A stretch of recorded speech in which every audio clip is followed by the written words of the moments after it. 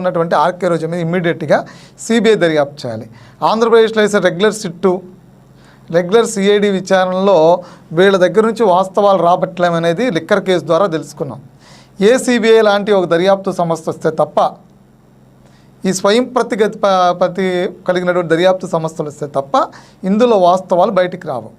నిర్మాణం ఎలాగో నాశనం అయిపోయింది, అది ఎందుకు పనికిరాదు అనేది అర్థమైపోతుంది. ప్రజాధనం దుర్వినియోగం అయిపోయింది అర్థమైపోతుంది. కానీ అలా ప్రజాధనాన్ని దోచుకున్నటువంటి ఆర్కే రోజా లాంటి వాళ్ళని కూడా కేసులు పెట్టకుండా వదిలేయడం, దాని మీద దర్యాప్తు చేయకపోవడం అనేది ఇప్పుడు ప్రభుత్వం లోపం అవుతుంది.